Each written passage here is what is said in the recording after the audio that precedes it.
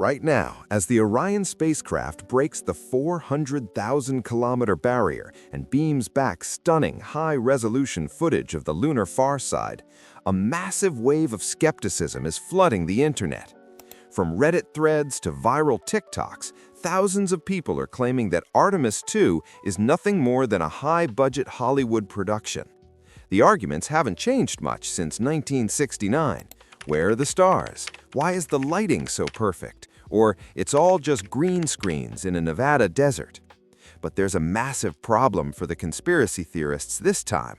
We aren't living in the 1960s anymore, and the world is watching in a way that makes a cover-up practically impossible. In 2026, space is no longer the exclusive playground of two superpowers. While NASA and the Canadian Space Agency are celebrating the mission's success, thousands of independent eyes are tracking Orion in real time.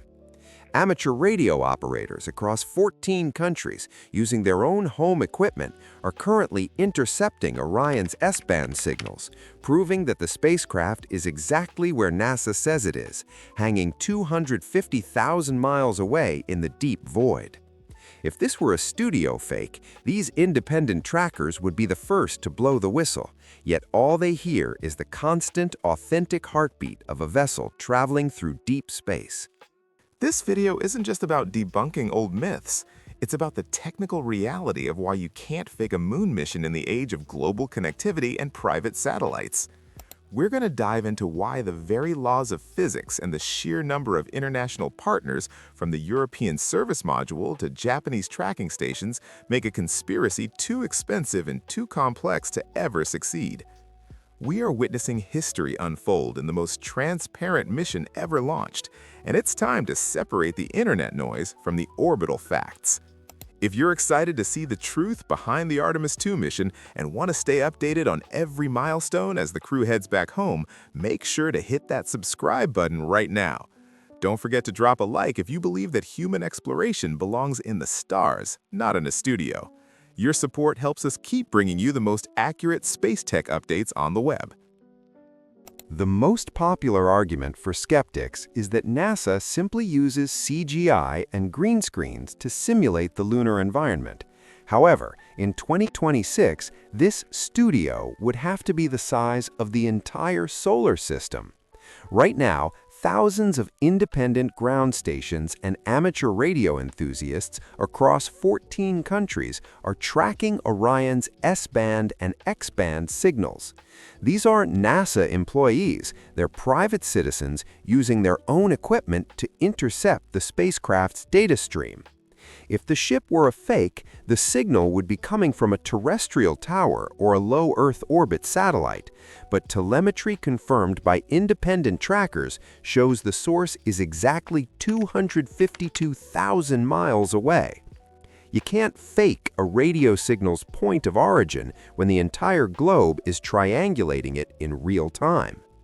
Furthermore, the no stars and perfect lighting myths are easily debunked by the laws of optics and the new high dynamic range, or HDR, cameras on board Orion.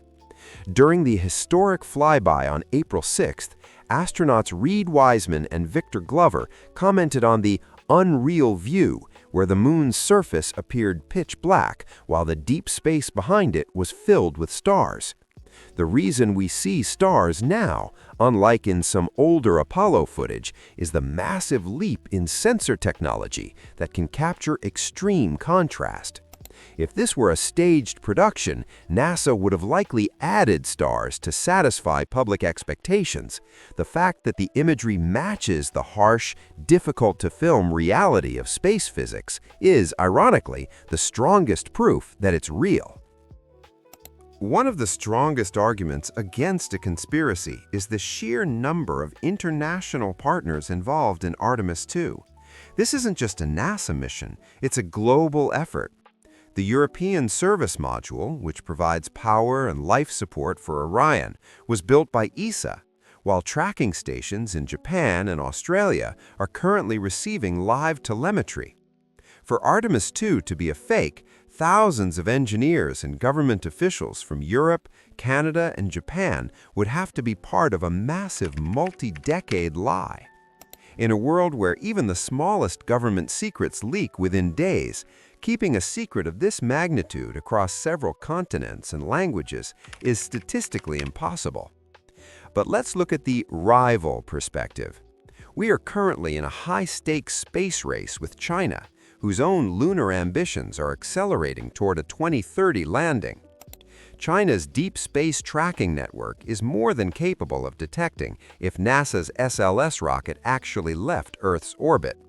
If the Orion spacecraft were just a hollow shell floating in low Earth orbit or a CGI trick, the China National Space Administration, CNSA, would be the first to broadcast that truth to the entire world to claim global leadership.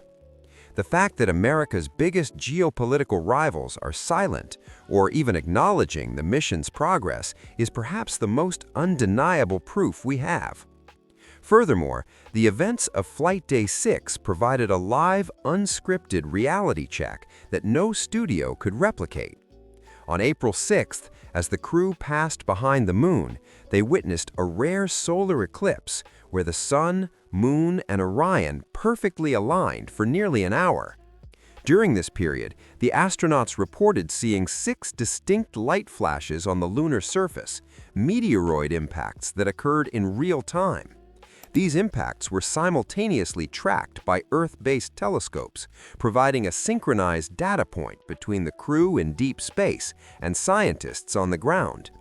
You can't script a meteor hitting the moon at the exact moment your fake spacecraft is passing by.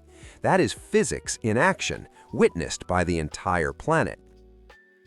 Ultimately, the persistent belief that Artemis II is a fake stems from a deep-seated distrust of institutions, but physics doesn't care about politics. If NASA wanted to stage a perfect mission, they wouldn't have included a flawed heat shield that is currently causing sleepless nights for flight directors in Houston. On April 7, 2026, as Orion accelerates back toward Earth, the risk of a spalling incident during re-entry is a very real, documented technical crisis. A fake mission would be scripted to be flawless, but the Artemis II journey is messy, difficult, and full of calculated risks, exactly what real cutting-edge exploration looks like. As the crew approaches their April 10th splashdown, they carry with them more than just lunar soil samples and radiation data. They carry the undeniable proof of human ingenuity. In an era of deepfakes and AI-generated reality, the Artemis II mission has provided a level of transparency never seen before. From the live 4K streams of the lunar far side to the synchronized observations of meteoroid impact, witnessed by both astronauts and Earth-based telescopes, the data is consistent across every platform. You can't fake the laws of orbital mechanics, and you certainly can't fake the 25,000-mile-per-hour firestorm that will soon engulf the Orion capsule as it returns to its home planet. Humanity's return to the moon is not a studio production. It is a global milestone that belongs to everyone watching from Earth.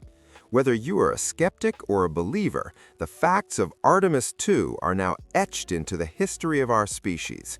On April 10, when those 3 massive parachutes bloom over the Pacific Ocean, it won't be a cut in a movie scene. It will be the successful conclusion of the most tracked, verified, and dangerous journey in modern history.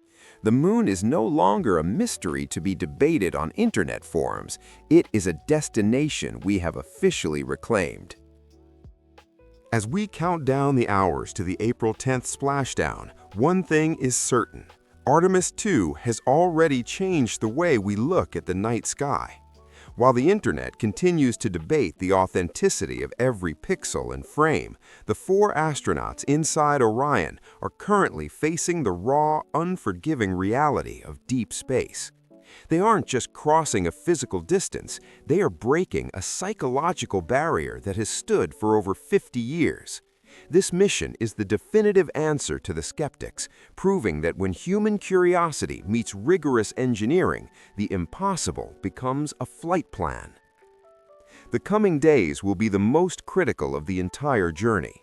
As Orion hits the atmosphere at 40,000 kilometers per hour, All eyes will be on that controversial heat shield to see if it can withstand the hellish temperatures of re-entry.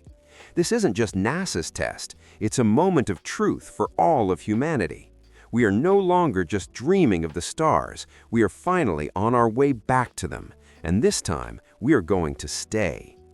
Keep your eyes on the Pacific, because on April 10th, history isn't just being made, it's coming home.